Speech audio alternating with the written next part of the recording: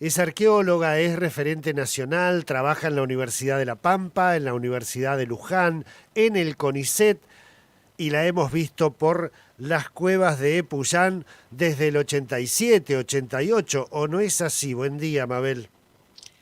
Hola, buen día, Sergio. Un gusto saludarlos y compartir la mañana con ustedes. Sí, es cierto, desde el 87 comenzamos los trabajos en Epuyán, aunque estuvimos por la zona un poco antes, pero en el 87 comenzamos con las tareas en Epuyán. Sí, sí. Mabel, yo recuerdo que en esa época los primeros trabajos que se hicieron en estas cuevas fue de retirar el material que había allí para analizarlo, ¿verdad? Sí, nuestra primera visita fue más que nada conocer el sitio, relevar lo que había, el potencial que tenía, porque esto fue realizado en el marco de un rescate arqueológico. Cuando se construyó la represa de Piedra del Águila, nosotros nos encargamos en parte de hacer el rescate arqueológico de esas zonas que iban a ser afectadas por la represa. Así que comenzamos los primeros relevamientos y cuando llegamos a este lugar obviamente fue una maravilla y después organizamos varias campañas para poder excavarlo, porque obviamente el trabajo es muy lento y requiere mucho cuidado y requiere mucho tiempo, así que le dedicamos varios años a la excavación de esta cueva. Para los simples mortales, el retirar material de allí, bueno, no se trata de otra cosa que de material, pero para ustedes, con las distintas disciplinas, ese material extraído de allí tiene una información muy valiosa. Supongo yo que les dio idea de cómo vivían, de quiénes habitaban esa zona hace unos 10.000 años. eh, También si se trató de un cementerio o no ese lugar, ¿verdad? Sí, en general, bueno, la información que buscamos a veces los arqueólogos no es la misma que puede buscar la gente que muchas veces va a estos sitios a excavarlos y en realidad lo que hace es saquearlos, ¿no? Claro. Porque nosotros necesitamos relevar hasta el más mínimo detalle, por ejemplo, hasta un grano de polen a nosotros nos sirve para reconstruir el clima, por ejemplo. Entonces el trabajo que se hace es muy detallado, muy lento, muy minucioso y todo se recoge. O sea, toda evidencia es importante para nosotros. Y bueno, con todo lo que pudimos recolectar, digamos, hicimos una secuencia de los eventos que sucedieron en esta cueva hace a partir de unos 10.000 años. Ahí ustedes en las imágenes estaban viendo el piso de roca tal cual quedó después que excavamos el sedimento, ¿no? Y en ese piso de roca teníamos las primeras, además de grafitis que ustedes habrán visto ahí en las imágenes, en el piso de roca aparecieron unos grabados que son los más antiguos que tenemos en el área, que están hechos directamente sobre la roca, o sea que esta gente llegó cuando la cueva estaba vacía, digamos, ¿no? Tenía el piso de roca todavía. Entonces Claro. la primera evidencia es esa, ¿no? Sí. Mabel, y en esa información que recolectaron ustedes a partir de la excavación, eh, ¿era gente la que habitaba aquí? ¿Eran cazadores, recolectores? ¿Se utilizaba eso también como cementerio? Sí, a lo largo de los 10.000 años que tiene la secuencia de la cueva, varió el uso, o sea, no siempre Ajá. tuvo la misma utilización.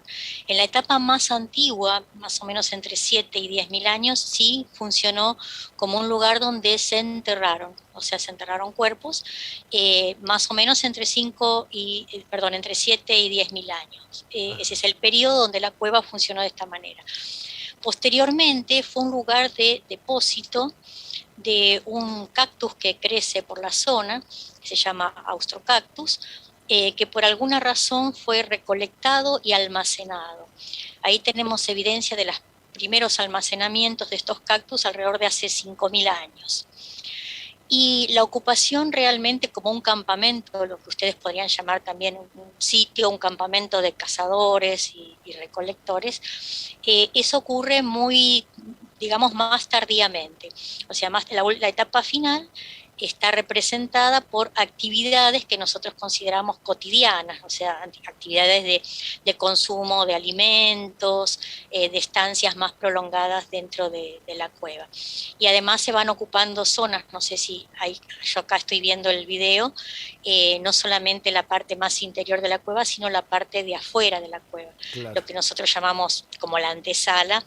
También esa zona fue ocupada con evidencias de, digamos, de actividades diarias, cotidianas, ¿no? Por ejemplo, el consumo de alimentos, en este caso hay muchos restos de guanaco, que era una de las presas, digamos, más comunes en la zona, ¿no? Y que obviamente cazaban estos grupos que eran todavía cazadores, recolectores, ¿no? Estamos acompañando la nota con las imágenes de, creo que es la campaña de 2019, de la que ahora vamos a Sí, hablar. Pero una preguntita, Mabel, ese almacenamiento de sí. cactus en una zona donde no hay agua, ¿tendrá que ver con eso? Sí, puede ser. O sea, hicimos varios estudios, entre ellos estudios, por ejemplo, de alcaloides, a ver si tenía alguna sustancia, porque en otras partes del mundo obviamente hay algunas cactáceas que tienen efectos así alucinógenos, pero en este caso no tenía ninguna de esas sustancias. Eh, el almacenamiento fue sistemático. Yo creo que hemos recolectado más de 700 cactus, digamos, y es un número mínimo porque solamente contábamos los que podían, los que estaban más o menos completos. O sea que se recolectaron sistemáticamente. A veces Mirá se vos. quemaron y después se almacenaron. Se almacenaron en capas de gramíneas, esas mismas gramíneas que crecen, coirones que crecen ahí por la estepa, Claro. se hicieron en algunos casos pocitos, esos pozos se revistieron con esas gramíneas y ahí se guardaron los cactus. Y bueno, ese cuidado en la recolección, el almacenamiento y demás, nos lleva a pensar obviamente que esto tuvo alguna, digamos, alguna Intención. función, alguna intencionalidad importante, ¿no? Claro.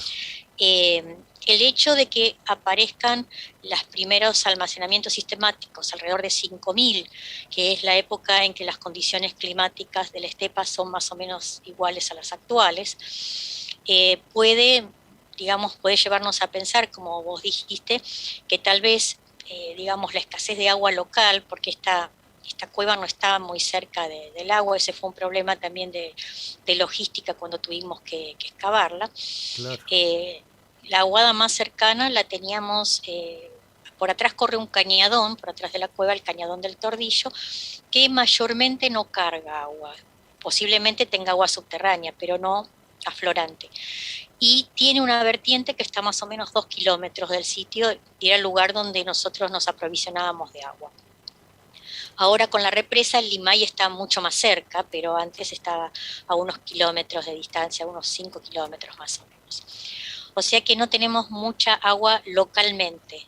Claro. Y eso puede explicar en parte el hecho de que los cactus, como son reservorios de líquido y de agua, podrían haberse utilizado. También podrían haberse utilizado como alimento, aunque no hay mucho registro. Nosotros siempre, además de hacer los trabajos arqueológicos, consultamos a los pobladores locales, entrevistamos a gente de pueblos originarios y, por supuesto, leemos toda la bibliografía de viajeros, de expedicionarios que pasaron por la zona desde el siglo XVI en adelante, ¿no? Y no hemos encontrado casi referencias de el uso como comestible de estos cactus. Claro. Es más, nosotros mismos los probamos, les preguntamos a una de las personas que nos ayudaba, que era un paisano de la zona, y cocinamos uno, salimos a recolectar, cocinamos algunos al rescoldo ahí en el fogón, y los hemos probado, y la verdad que no son inolvidables, pero no, sí, no tienen, digamos, no tienen mucho gusto, mucho Claro. sabor, pero digamos que no hay tampoco recuerdo de que se hayan consumido.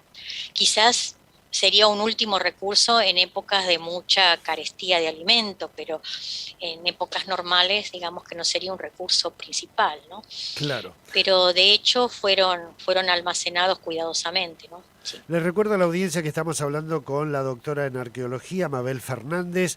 Ella pertenece a la Universidad de Luján, a la Universidad de La Pampa, también al CONICET.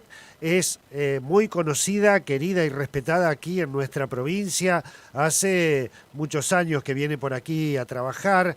Estábamos compartiendo imágenes de una campaña en el marco de un proyecto con científicos también españoles de Cantabria, porque luego de retirado todo esto, todos estos sedimentos que había allí en la cueva, se comienza con el estudio de los dibujos, las líneas en realidad pisadas que aparecen en la superficie y también en las paredes de esta cueva de Puyán, ¿verdad, doctora? Sí, aquí tenemos, como les comentaba al principio, unos grabados que están directamente en el piso de roca, Claro, que son los más antiguos.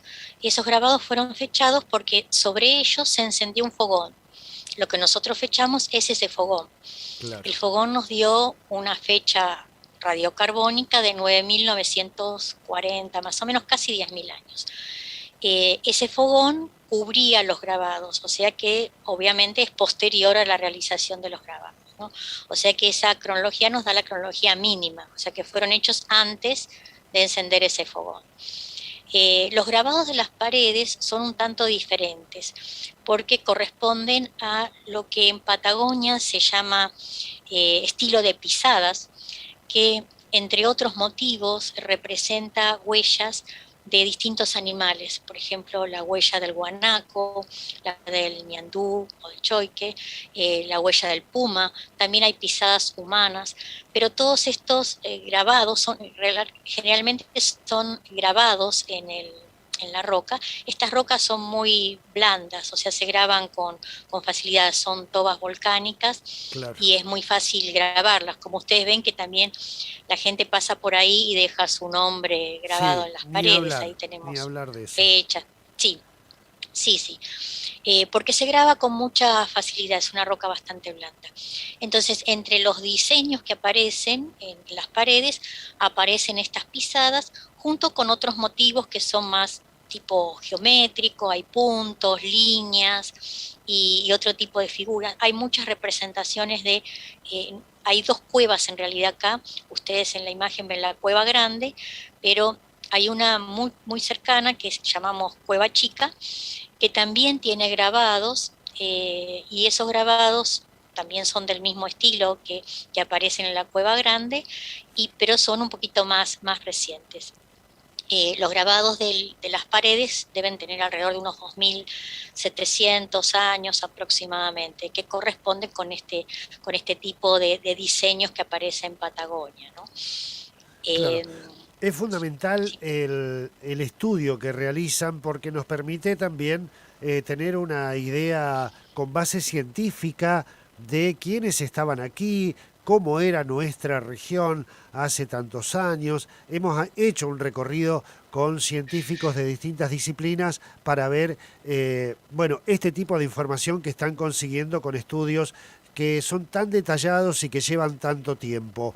Mabel, se le ha incorporado ahora a este estudio que realizan ahí en la cueva de Puyán la nueva tecnología que es filmar, grabar, registrar todo esto en 3D.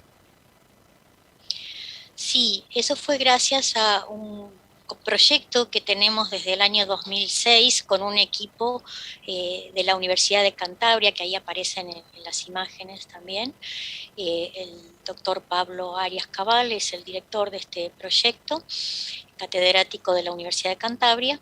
Este proyecto nos permitió digamos, hacer un registro muy minucioso del arte. Fuimos varias veces, empezamos con técnicas un poco menos, digamos, sofisticadas, más convencionales, fotogrametría. Ahí ven, por ejemplo, el uso de estaciones totales para hacer el trabajo de topografía y demás.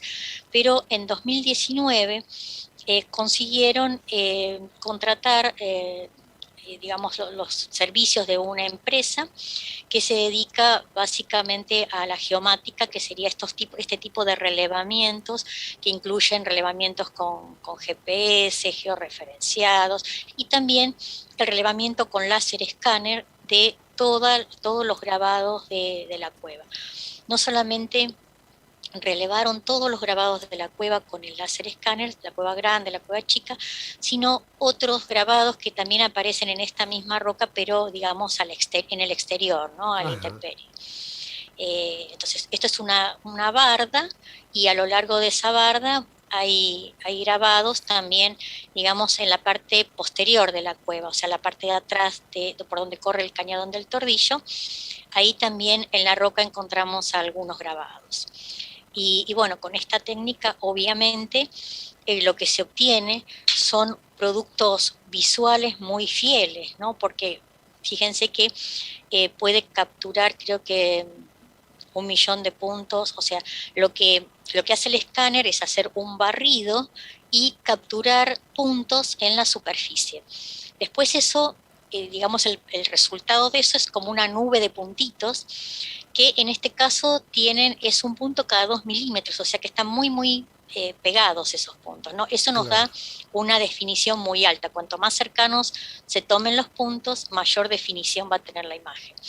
Y después con la fotografía lo que se hace es superponer a esa nube de puntos que me está mostrando el relieve de la cueva, la imagen, o sea, la textura. La foto me provee de la textura donde yo puedo ver realmente los grabados. Y eso no solamente me sirve, digamos, para mostrarlo, o sea, es un producto final muy bueno para visualizar, para que cualquier persona pueda ver cómo es la cueva y demás, sino que también nos sirve a nosotros para obtener datos, porque el registro que hace datos es tan minucioso que nosotros podemos trabajar con esos modelos casi sin necesidad de ir a la cueva. Claro, Es ese una base de datos importante. va a ser una base de datos a partir de ahora del resultado de todas estas imágenes realmente impresionante. Mabel, me quedaría charlando toda la mañana, realmente es apasionante el tema. Tengo que cumplir con las noticias y con los Bien, compromisos comerciales. Te agradezco muchísimo esta charla. no, por favor. Muchas gracias a ustedes y un saludo para todos.